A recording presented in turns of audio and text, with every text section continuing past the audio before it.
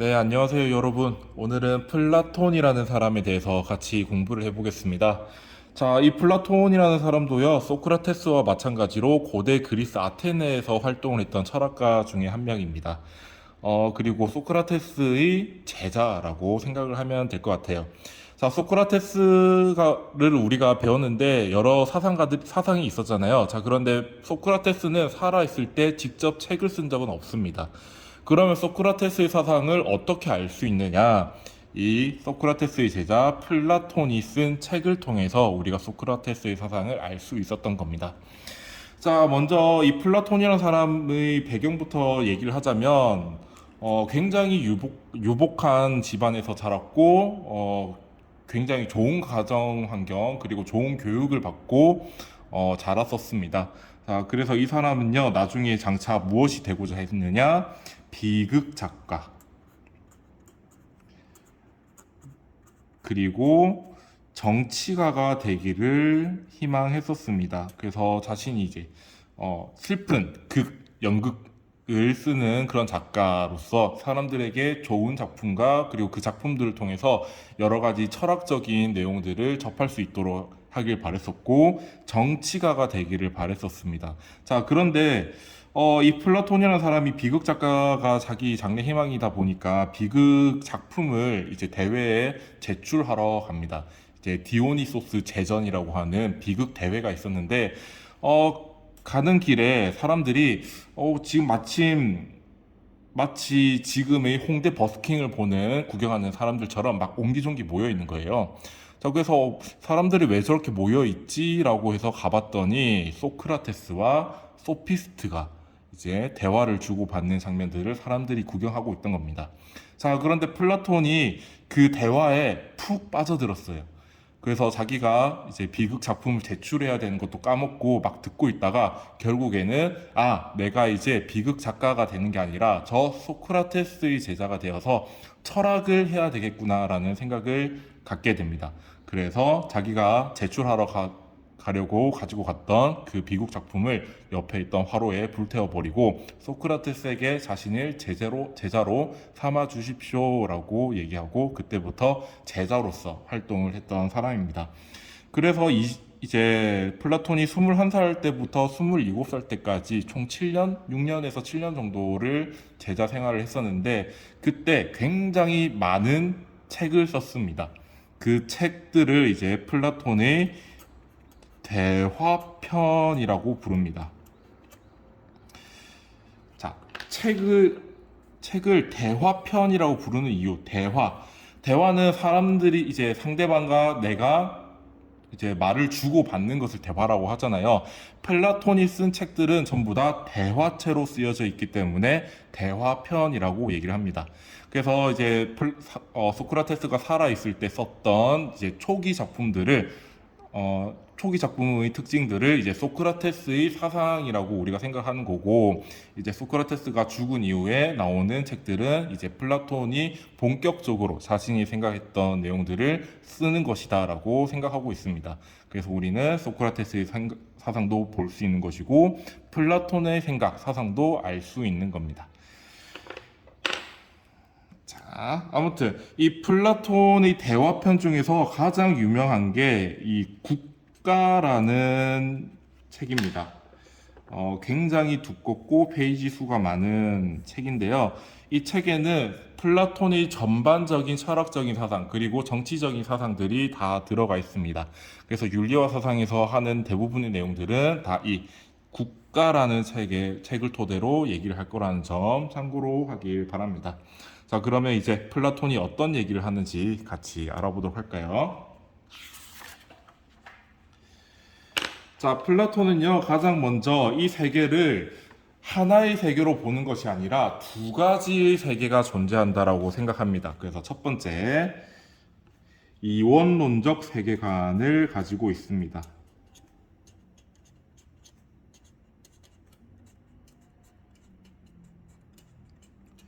자, 그래서 이제 세계를 두 개로 보고 있다는 건데 각각의 이름을 어떻게 얘기를 하느냐? 이대 개 또는 형상계라고도 얘기를 합니다. 자, 반면에 지금 우리가 살고 있는 세계, 현상계 또는 감각계라고 부르기도 합니다. 자, 이렇게 이데아계와 현상계 두 개로 나누어서 생각을 하는데요. 각각의 특징을 같이 살펴보도록 합시다. 자, 먼저 이데아계는요, 우리가 살고 있는 이 현상계와는 완전히 다른 세계예요. 그래서 우리 현실 세계와는 동떨어져 있는 다른 진리의 세계라고 생각을 하면 되겠습니다. 자, 그런데 여러분들 이 이데아라는 단어를 처음 보잖아요. 먼저 이데아가 뭔지를 생각해 봅시다. 자, 이데아라는 것은 어떤 존재의 본질 또는 원형을 의미합니다. 자, 우리가 성리학 할 때 이를 배웠잖아요. 이제 어떤 존재의 본성 또는 이치, 존재 원리 그런 것이라고 얘기했었잖아요. 마찬가지로 이데아도 그런 거라고 생각을 하면 되겠습니다. 자, 우리 현상 세계에서는 우리가 살고 있는 현상 세계, 감각계에서는 여러 가지 모양의 책상들이 존재할 수 있습니다. 이렇게 삼각형 모양의 책상이 있을 수도 있고, 원형 모양의 책상이 있을 수도 있고, 또는 사각형 모양의 책상이 있을 수도 있죠. 자, 그런데 이 삼각형, 원형, 사각형 책상이 공통적으로 가지고 있는 특징이 있어요. 무엇이냐? 책상으로서 역할을 하기 위한 그 특징 또는 그 원리를 공통적으로 가지고 있죠. 자, 그래서 우리가 책상이라고 부를 수 있게끔 하는 그 본질, 그것을 플라톤은 이데아라고 얘기를 합니다. 자, 그래서 우리가 현상 세계에 있는 여러 가지 사물들의 근거라고 얘기할 수 있습니다.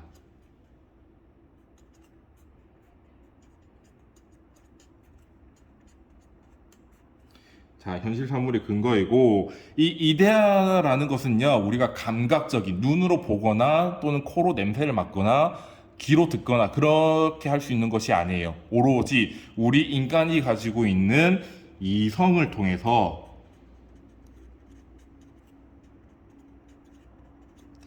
인식할 수 있다, 깨달을 수 있다, 알아차릴 수 있다라고 얘기를 하고 있습니다.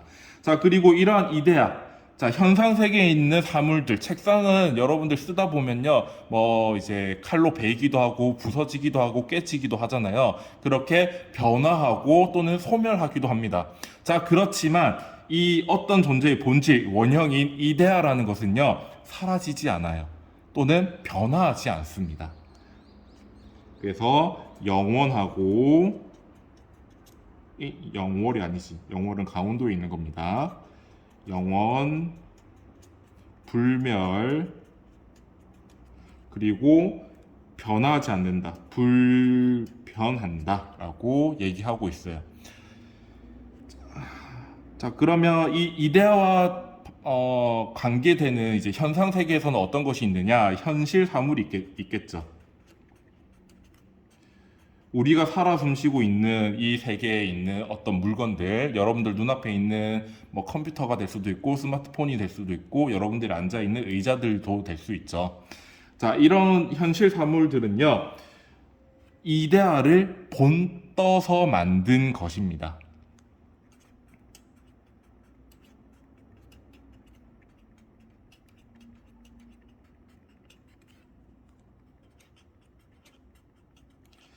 자, 그리고 현실 사물은 이데아를 모방한 것에 불과하다. 이데아의 그림자이고 모방한 것이다. 완전히 그 본질 그대로를 가지고 있는 것은 아니고 그냥 약간 비슷하게 만들어냈다라고 생각을 하면 되겠습니다. 자, 그리고 이 현상 세계에 있는 현실 사물들은 우리가 눈으로 볼 수 있죠. 손으로 만질 수 있죠.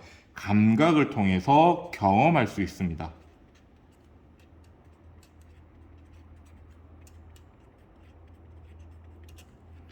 자, 그리고 현실 사물들은 우리가 힘을 주어서 부서뜨리려고 하면 부서질 수 있잖아요. 자, 그런 것처럼 언젠가 이 현실 사물들은 반드시 소멸한다, 필멸한다, 그리고 항상 변화한다, 가변한다 라고 얘기하고 있습니다. 자, 그런데 현실 사물은 굉장히 여러 가지 형태를 가질 수도 있고 그 개수도 여러 개가 있을 수가 있잖아요. 자, 책상은 이 세계에 굉장히 많이 있겠죠. 수도 없이 셀 수도 없는 여러 많은 책상들이 있을 겁니다. 자, 그런데 책상의 원형이자 책상의 본질인 이 책상의 이데아는 몇 개일까요? 각각의 책상마다 현실 사물인 책상이 각각마다 이데아가 따로 있을까? 그렇지는 않습니다. 책상이라는 이데아가 한 개 있고 현실에서는 그 책상의 이데아를 모방해서 엄청 여러 가지로 또는 여러 형태로 만들어낼 수 있는 것이죠. 자, 그래서 책상의 이데아는 한 가지. 자, 침대도 마찬가지. 침대는 여러 형태가 있고 여러 재질들이 있잖아요. 자, 그렇지만 침대의 이데아는 몇 개다? 침대의 이데아는 한 가지밖에 없다 라고 얘기하고 있습니다. 자, 그래서 이 이데아들만이 존재하고 있는 세계를 이데아계라고 얘기하는 겁니다. 자, 이런 이데아계는요, 영원하고 불멸하고 불변하기 때문에 우리가 걱정하지 않아도 돼요. 항상 우리가 안심하고 안정적으로 존재하고 있습니다. 그래서 완전한 세계라고 얘기하고 있네요. 그래서 이 완전한 세계를 우리가 달성하려고 해야 되겠죠. 그래서 이것은 이데아계는 우리 인간이 추구해야 할 목적이 됩니다.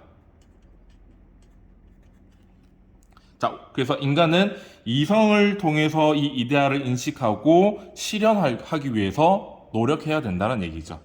자, 반면에 현상계는 이데아계가 완전한 세계면 현상 세계는 어떻겠어요? 당연히 불완전한 세계겠죠.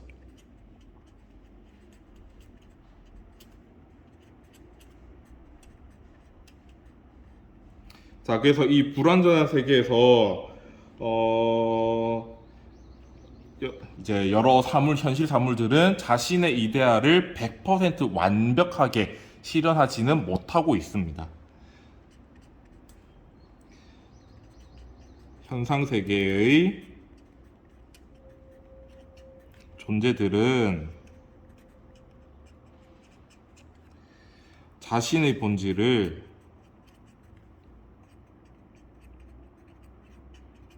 완전하게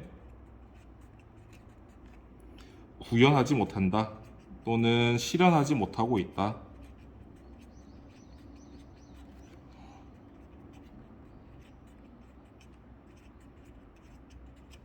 자, 그렇기 때문에 인간은 이성을 통해서 이데아를 인식하고 현실 세계에 이데아에 가깝게 되도록 또는 이데아를 완벽하게 실현하도록 노력해야 된다라고 얘기를 하고 싶어 하겠죠.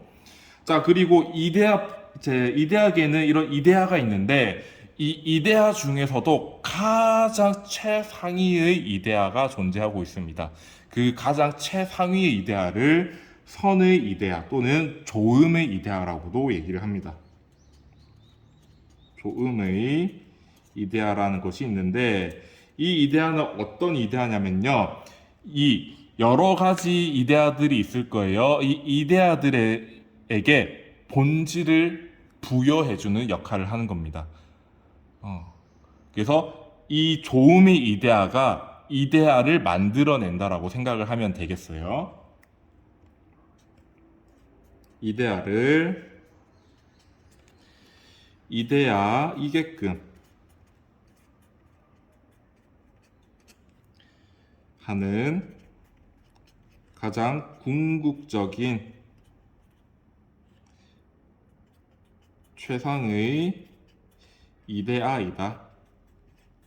자, 그래서 이 조음의 이데아는 종종 비유가 무엇으로 비유되냐면요. 태양이라는 것에 비유가 됩니다. 자, 여러분들 여러 모의고사나 또는 수능 문제를 풀다 보면 이 태양의 조음 뭐 그런 식으로 비유가 되는 것을 볼 수 있을 겁니다. 선생님이 학습지에도 넣어놨을 거예요. 자, 아무튼 플라톤은 이렇게 세계를 양분화시켰다. 이데하게 우리가 달성해야 할 가장 궁극적으로 달성하고 실현해야 할 이데하계 그리고 우리가 살아 숨쉬고 있는 이 현상계 두 가지 세계가 있다라고 얘기하고 있습니다. 자, 두 번째.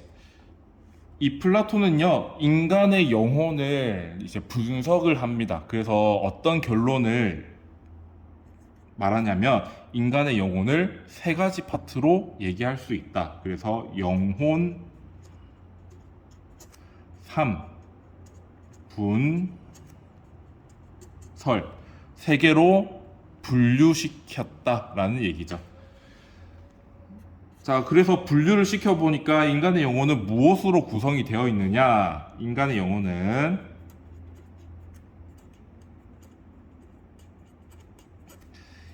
이성과 그리고 기계라는 것이 있는데 여러분들은 그냥 감정이다라고 생각을 하면 되겠습니다. 그냥 조금은 다르긴 하지만 감정과 비슷한 거라고 생각을 하면 돼요. 자, 그리고 이성 기계 욕구로 구성되어 있다. 자, 그런데 플라톤은요, 우리가 아까 이데아계를 굉장히 좋아했었고, 이데아를 무엇으로 인식할 수 있다라고 얘기했어요? 이성을 통해서 인식할 수 있다고 얘기했잖아요. 그래서 플라톤은 처음부터 끝까지 이성을 강조하고 있습니다. 이성이 가장 뛰어난 능력이다라고 얘기를 하고 있어요. 자, 그래서 이 이성이 이 기계, 감정을 조절하고 통제하고 이성이 욕구를 조절하고 통제해야 된다라고 얘기를 해요. 그래서 이런 것을 무엇으로 이제 비유를 하냐면 마차로 비유합니다. 이제 말이 끄는 차 있잖아요. 자, 사람이 뒤에 타고 있고 앞에는 두 마리의 말이 이끌고 있습니다. 그 마차를. 자, 한 마리는요. 그래도 이성의 말을 어느 정도 마부의 말을 좀 순종적으로 들을 수 있는 말입니다. 이것을 기계로 보고 있어요. 자, 그리고 다른 한 말은요, 굉장히 말을 잘 안 들어. 잘 안 듣고 혼자 엇나가려고 하고 있어요. 자, 그런데 이 말 안 듣는 이 말도 결국에는 마부가 어떻게 잘 통제하느냐에 따라서 말을 잘 듣게끔 할 수 있다라고 얘기하고 있습니다. 자, 그리고 앞에 이 두 말을 조절하고 통제하는 것이 뒤에 타 있는 마부라고 비유하고 있어요. 이 마부가 이 이성을 의미하는 거겠죠. 자, 그런데 영혼은 이성, 기계, 욕구로 구성되어 있는데 사람들마다 조금 다른 비율로 가지고 있어요. 자, 그래서 어떤 사람은 이성적인 능력이 굉장히 뛰어나고 또 다른 어떤 사람은 이성적인 능력은 조금 떨어지지만 기계적인 능력이 굉장히 뛰어나고 또 어떤 사람은 이성과 기계 능력은 굉장히 떨어지지만 욕구가 굉장히 많다라는 식으로 비율이 다르다라고 얘기하고 있습니다. 자, 여러분들은 근데 이 말을 기억을 하고 있어야 돼요. 나중에 쓰이는 데가 있습니다. 자, 그리고 2번. 이 이성은 기계와 욕구를 잘 통제해야 된다.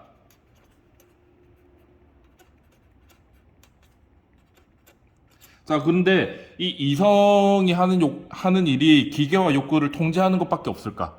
아까 무엇을 인식해야 된다? 이데아를 인식해야 된다. 이런 역할을 해야 됩니다.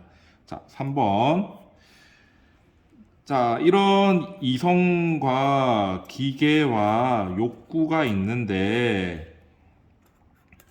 이것이 이성의 통제를 잘 받아서 굉장히 탁월하게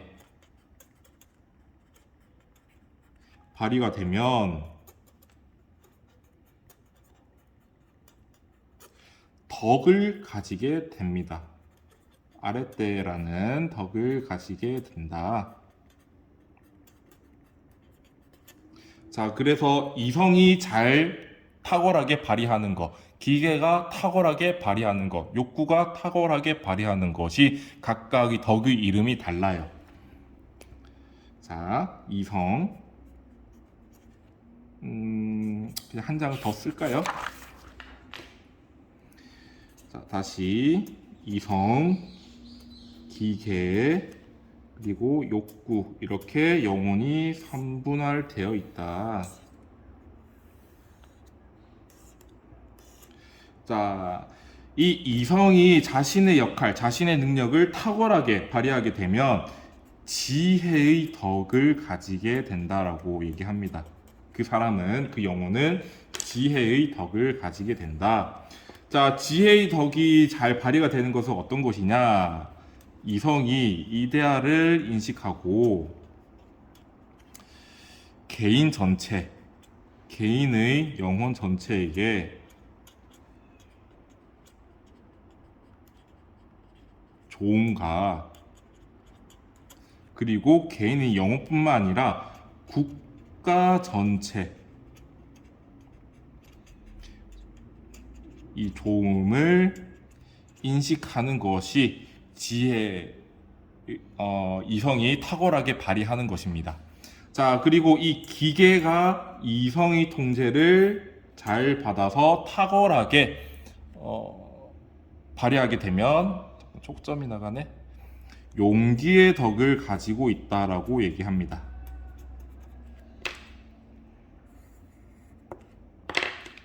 자, 이 용기의 덕은 어떤 것이냐? 기계가 이성의 통제를 잘 수용해서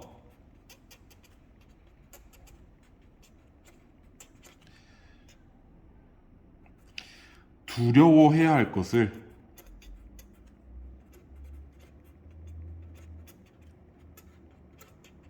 두려워하고 두려워하지 않아야 할 것을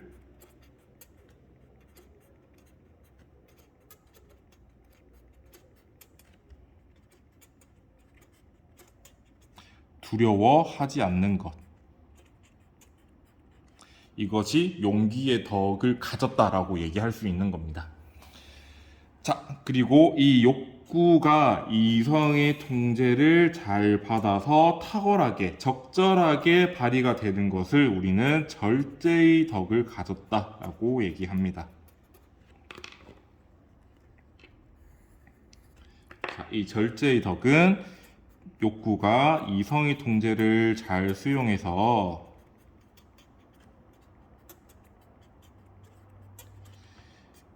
방탕하지 않는 것.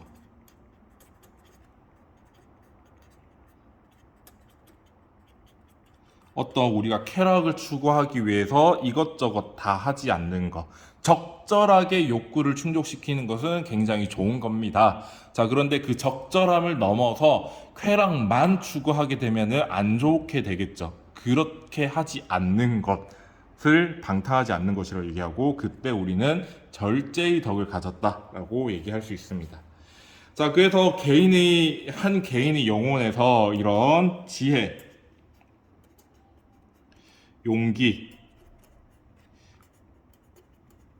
절제의 덕이 있고, 그리고 조화와 균형을 이루게 되면 이 영혼은 정의의 덕을 가졌다라고 얘기하게 됩니다. 자, 그래서 한 개인의 영혼이 이성 기계 욕구를 잘 적절하게 발휘하고 이성 기계 욕구가 조화와 균형을 이루게 되었을 때 그 영혼은, 그 사람은 정의로운 사람이다라고 얘기를 할 수 있게 되는 거죠.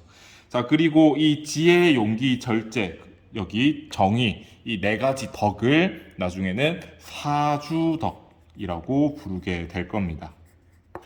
자, 여러분들 이 사주덕이라는 단어도 기억을 하면 좋을 것 같아요.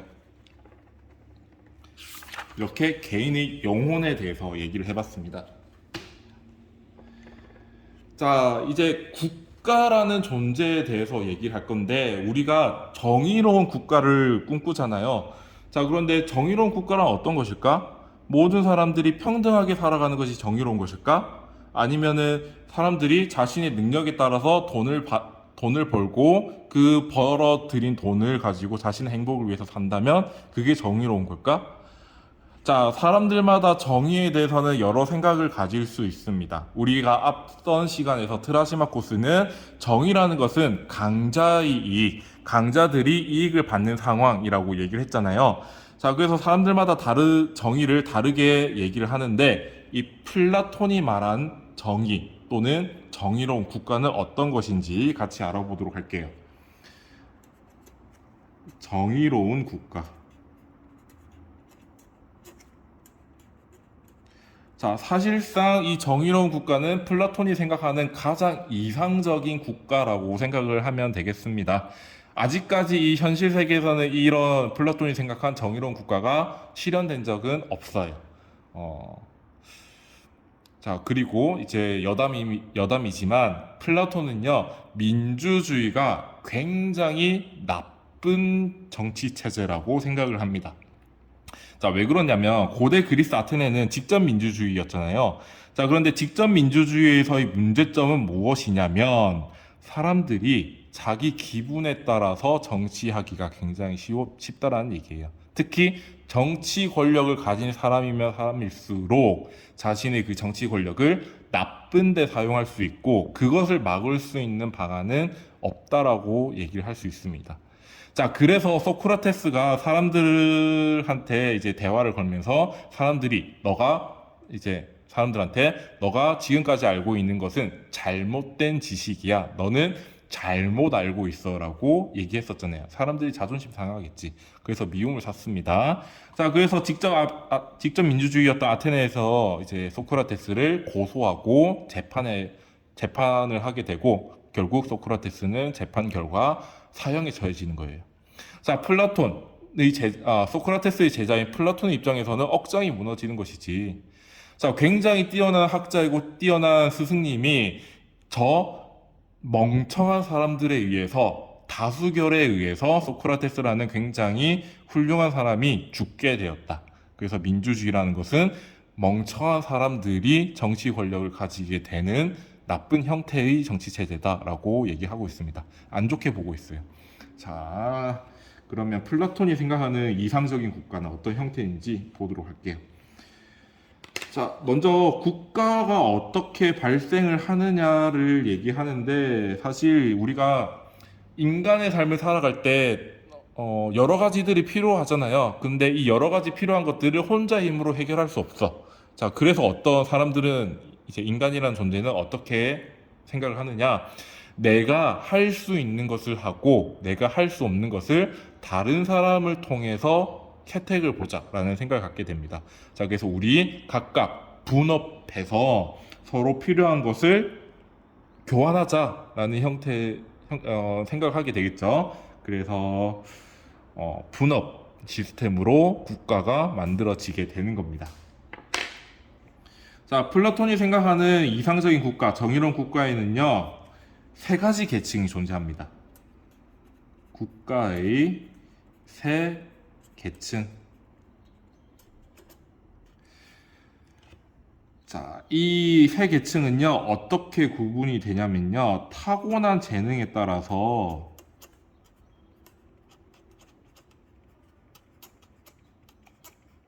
계층을 구분하게 됩니다.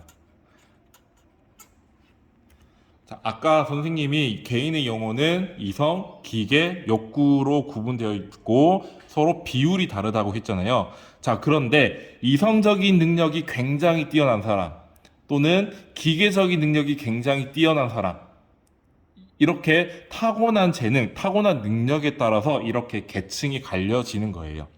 자, 그래서 국가의 세 계층에는 어떤 계층이 있느냐? 통치자라는 계층이 있고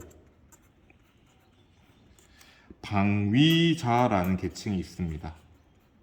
자, 그리고 마지막으로 생산자라는 계층이 존재하고 있어요.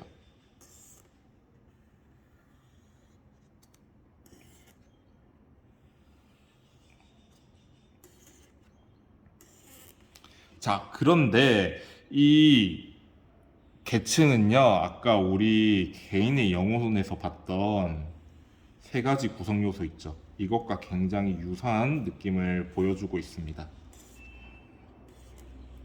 여기 이성, 기계, 욕구.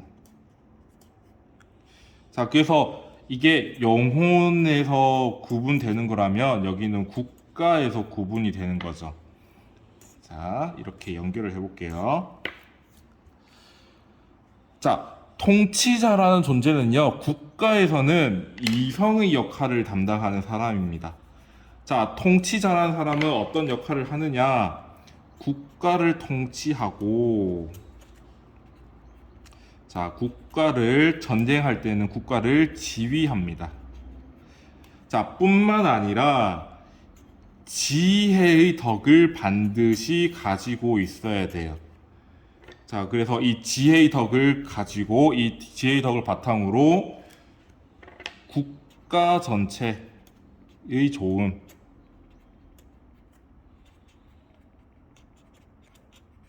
또는 국가의 이데알을 인식하고 이 현실 세계에 실현하도록 노력해야 되는 사람입니다.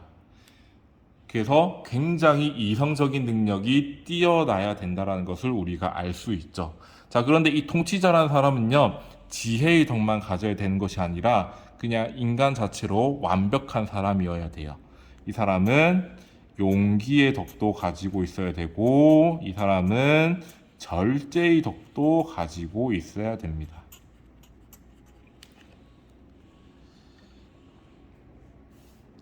자, 왜냐하면 왜 이 사람들이 용기의 덕을 가지고 있어야 되냐면, 일단 기본적으로는 이성적 능력이 뛰어나잖아요. 이성적 능력이 뛰어난데 용기의 덕이 없으면 어떻게 될까? 자, 여러분들, 내가 모르고 있는 세계를 인식한다는 것은 굉장히 용기가 필요한 것이에요. 자, 여러분들 낯선 곳에 가기 싫죠?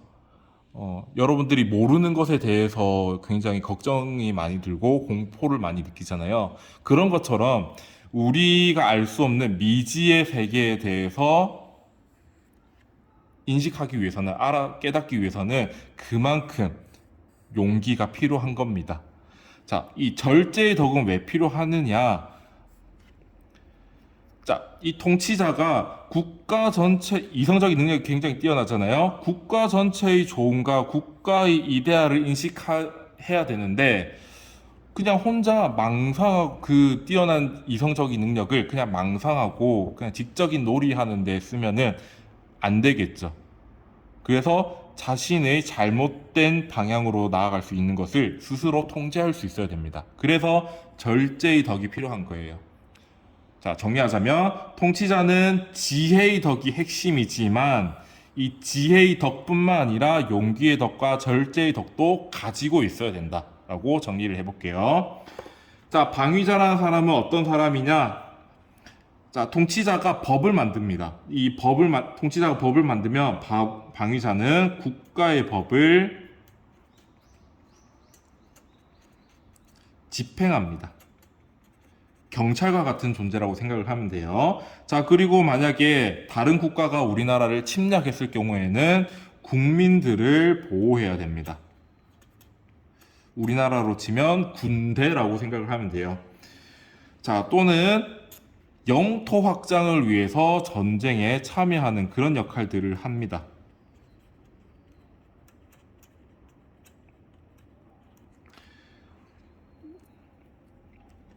자, 이런 역할들을 수행을 해요. 자, 그래서 이 방위자라는 사람들은요, 용기의 덕을 핵심으로 가지고 있어야 되는 거예요. 그리고 뿐만 아니라 절제의 덕도 가지고 있어야 됩니다.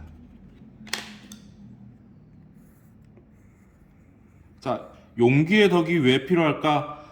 자, 전쟁. 다른 나라가 우리나라를 침략했어요. 자, 그리고 영토 확장 전쟁에 참여했어요. 용기가 없는 사람이면은 이 전쟁터에서 겁을 먹고 도망치겠죠. 자, 방위자라는 존재는 그래서는 안 돼요. 기꺼이 내가 두려움이 있다 하더라도 국민들을 보호하기 위해서는 또는 우리나라의 영토 확장을 위해서는 그 두려움을 이겨내고 싸워야 되는 겁니다. 그래서 이 용기의 덕이 필요해요. 자, 이 방위자들은 절제의 덕도 필요합니다. 자, 이 방위자들이 우리나라를 침략하는 적군들에 대해서 우리가 이제 적대심을 가져야 되는데, 우리나라 사람들에 대한 적대심을 가지게 되면 어떻게 돼요? 안 되겠지. 자, 그래서 자신의 감정, 자신의 기계를 컨트롤할 수 있는 이 절제의 덕도 마찬가지로 가지고 있어야 되는 거예요. 그래서 이런 얘기를 합니다. 통치자의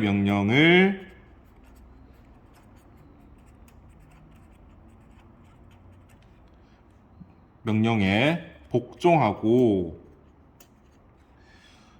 어떤 유혹과 갈등에도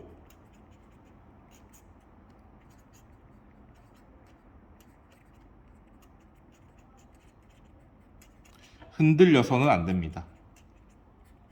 굉장히 강건한 정신력이 필요하다는 얘기죠. 자, 생산자는 어떤 역할을 하느냐? 딱 이름에서부터 우리가 느낄 수 있잖아. 농업이라든가 공업이라든가 또는 무역을 통해서 국가 구성원들이 필요로 하는 물품들을 생산하거나 제공하는 역할을 한다. 그래서 이름이 생산자이다. 자, 이 생산자들은요, 굉장히 욕구에 잘 휘둘리는 사람들입니다.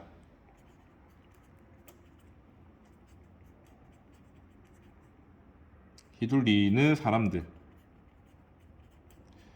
자, 그래서 어떻게 해야 돼? 통치자가 이 생산자들을 잘 컨트롤 해줘야 돼요. 통치자의 명령. 자, 통치자는 생산자들에게 명령을 내리고 생산자들은 이 통치자의 명령을 잘 받아들여야 되겠죠. 그래서 이것을 통해서 자신의 욕구 그리고 쾌락을 조절해야 됩니다. 이랬을 때 이 생산자들은 절제의 덕을 가지게 되는 거예요.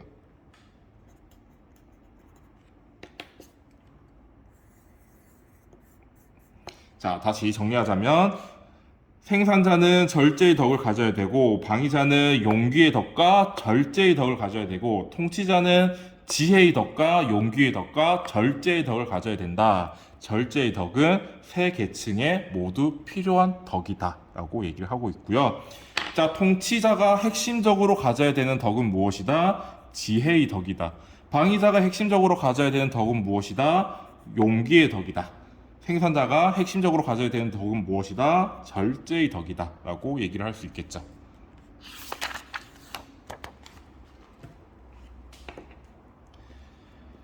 자, 계층에 대해서 얘기를 해봤고, 그러면 이 국가는 어떤 정치 형태를 가지고 있어야 되느냐? 지금 우리나라는 선거를 통해서 대표자를 뽑잖아요.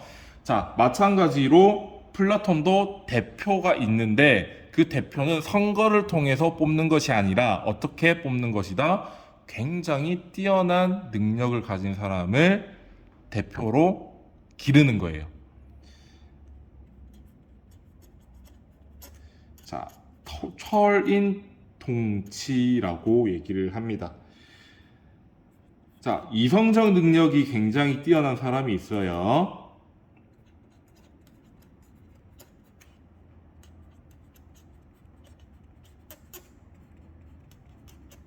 자, 물론 그냥 핵심적으로 이성적 능력이 뛰어난 사람이라고 얘기하는 거지, 모든 부분에서 뛰어난 사람을 얘기하는 겁니다.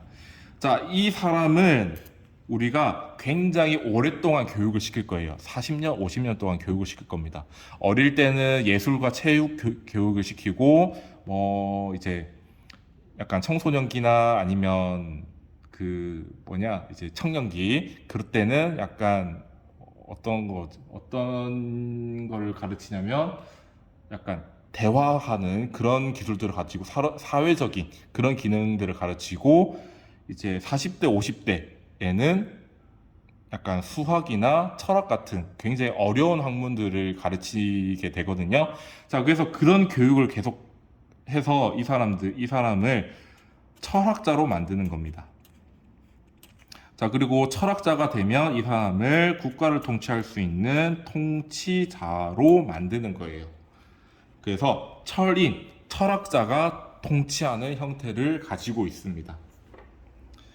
자, 이 통치자, 철학자이자 통치자는 아까 어떤 역할을 한다고요? 국가를 통치하고 전쟁 시에는 국가를 지휘한다라고 얘기했죠. 자, 그런데 이 사람들은요, 궁극적으로는 국가의 좋음을 인식하고 또 국가의 이데아를 인식하고 현실 세계에 실현시키도록 노력해야 되는 사람이잖아요. 어떻게 해야 되느냐?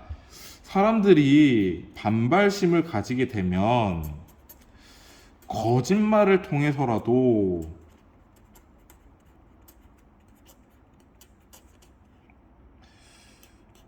국가 전체의 좋음, 선. 사실 이게 국가의 이데아죠. 실현해야 된다.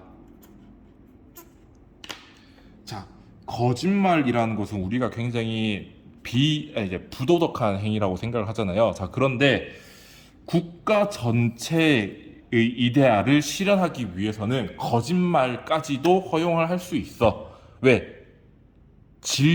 보편적인 진리를 현실 세계에 실현시키는 것이 더욱 중요하니까. 좀 의외의 모습을 보여주고 있죠. 우리는 거짓말은 안 좋은 거다라고 생각을 하고 있는데, 자, 그래서 어떤 거짓말을 하냐면, 이제 사람들이 이런, 이제 철학자들이 통치자가 되어서 통치를 하는 것에 대해서 이제 부정적인 생각을 가질 수도 있잖아요. 왜 네가 통치를 하느냐? 나는 그거에 이제 동의하지 않았다라고 생각할 수 있잖아. 그런데 철학자들은 이런 거짓말을 할 수도 있는 거지. 아니, 예전에 신이 인간을 만들어낼 때 어떤 사람한테는 금을 넣었고 어떤 사람한테는 은을 넣고 또 어떤 사람은 동을 넣었어. 자, 그런데 신이 은이나 동을 넣은 사람이 국가를 통치하게 되면 국가가 망할 거라고 이제 망하게끔 만들어 놨거든. 그래서 금을 받은 사람들만이 통치를 해야 되는 거야 라고 거짓말 하는 겁니다, 통치자들이. 그렇게 해서까지 사람들이 통치자, 철학자들이 통치하는 것을 정당화할 수 있도록, 받아들일 수 있도록 해야 된다라는 얘기를 하는 거죠. 자, 그리고 이렇게 통치자, 방위자, 생산자들이 제 역할을 충실히 수행하고 다른 계층의 역할을 넘보지 않는다면 통치자는요, 통치자의 역할만 해야 돼요. 방위자는요, 방위자의 역할만 해야 돼요. 방위자가 통치를 한다거나 생산자의 역할을 빼앗아서는 안 돼요. 생산자도 마찬가지. 생산자가 갑자기 나 통치하고 싶어 해서 통치를 하면 안 돼요. 또는 나 이제 군인이 되고 싶어 해서 방위자가 되면 안 돼요. 방위자의 역할을 탐내서는 안 돼요. 반드시 자신의 역할을 수행을 해야 됩니다. 넘봐서는 안 돼요. 자, 이렇게 제 역할을 수행하고 조화와 균형을 이루면 그 국가가 정의로운 국가인 겁니다.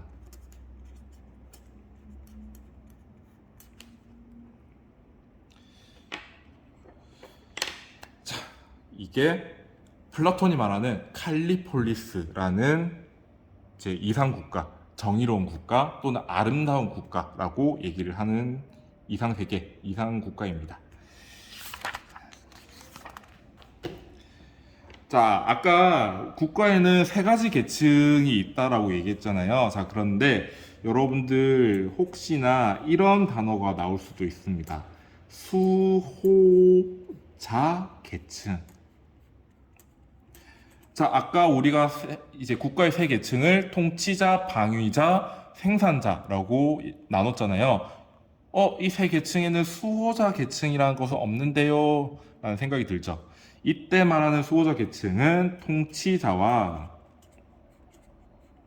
그리고 방위자를 함께 부르는 겁니다. 자, 이 수호자 계층에는요, 어떤 여러 가지 제한 사항이 있습니다. 가장 큼직한 것만 같이 보도록 할게요. 먼저 이 수호자 계층들은 결혼을 할 수 없어요. 가족을 만들 수 없습니다. 자, 그래서 가족을 만들 수 없고 어떻게 하느냐? 이제 그냥 공동 생활을 하거든요. 가족 형태가 아니라 그냥 공동으로 생활을 하고요. 그냥 마음 맞는 사람이랑 그냥 하룻밤 이제 성관계를 하게 되는 거죠. 그래서 성관계를 가지게 되고 임신을 하게 되면 아이를 출산하게 되잖아요. 이때 애가 출산되는 순간 그 애를 데려갑니다. 자, 그래서 어떤 현상이 일어나느냐. 그 애를 낳은 엄마와 아빠는요, 자기 애가 누군지도 몰라요. 자, 그리고 심지어 그 아기는요, 자기의 엄마와 아빠가 누군지도 몰라요. 그리고 그 데려가진 아이는 어떻게 길러지느냐? 태어난 아이들과 그냥 공동으로 길러지게 됩니다. 한 곳에서 공동으로 양육하게 됩니다. 자, 두 번째, 이 수호자 계층들은요, 사유재산이라는 것을 가질 수 없습니다. 자, 굉장히 의아하죠. 지금은 사유재산이라는 것이 반드시 필요하다라고 생각하는 세상인데, 이 플라톤이라는 사람은요, 이상세계, 정의로운 국가에서는 수호자 계층들이 사유재산을 가져서는 안 된다라고 얘기를 해요. 자, 이런 제한 사항이 있는데, 왜 이렇게 얘기를 했을까? 자, 여러분들 생각을 해보세요. 인간의 기본적인 감정이라면요, 다른 사람들보다는 가족이란 게 있을 때 가족한테 마음이 좀 더 가죠. 여러분들 엄마 아빠가 더 좋지 친구의 엄마 아빠가 더 좋진 않을 거예요. 그쵸? 자, 그리고 사유재산, 내 것이라는 게 존재하게 되면요, 내 재산을 쌓는 데 더 관심이 가겠죠. 또는 내가 얼마나 효율적으로 이익을 얻을 수 있는지에 더 관심이 가겠죠. 자, 그런데 이 수호자 계층들은 어떤 역할을 해야 돼? 국가 전체를 위해서 통치를 해야 되고 국가 전체를 위해서 국민들을 보호해야 되는 사람들입니다. 자, 그래서 이런 가족이나 사유재산 이런 것들은 국가 전체를 위해서 봉사하기보다는 자기를 위해서, 자기의 가족이나 자기 자신의 이익을 위해서 힘쓸 가능성이 높아지기 때문에 이것을 멀리 하게끔 하기 위한 제한 조치 사항인 거죠. 자, 정리하자면 이 수호자 계층들이 이런 가족이나 사유재산에 집착하지 않고 국가 전체의 선을 실현하는 것에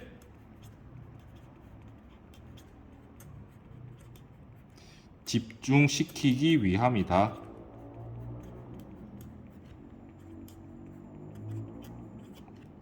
자, 내가 아무리 노력해도 내 것이라는 것이 생기지 않는다면 이 사람들은 국가 전체를 위해서 봉사하게 될 거잖아요. 내가 가족이라는 것이 없다라면 국가 전체의 구성원들을 나의 가족이라 생각하고 그들을 위해서 봉사할 거잖아요.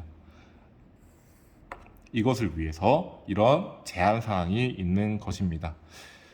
이제 납득이 되나요? 자, 아무튼 이 플라톤이라는 사람은요, 자신이 이제 여러 20권이 넘는 책을 썼는데 이 국가라는 책에서 자신의 생각에 대해서 여러 가지를 적어놨어요. 그 외에도 뭐 여러분들이 알고 가면 좋은 내용들이 있지만 그 내용들은 3학년 때 생활과 윤리를 배우면 또 재밌는 내용들을 많이 배우게 될 겁니다. 자, 이렇게 오늘 플라톤의 사상을 같이 알아봤는데 사실 조금 더 들어가 보면 쉬운 사상가는 아닐 거예요. 근데 여러분들이 꼼꼼히 정리하다 보면 그래도 갈피가 잡힐 테니까 정리 한번 해보고 혹시나 모르는 게 있으면 선생님한테 질문해서 잘 배워가면 좋을 것 같습니다. 오늘 하루 수업 듣느라 고생이 많았고요. 다음 시간에 같이 다시 만나도록 하겠습니다. 고생했습니다. 안녕. 끝.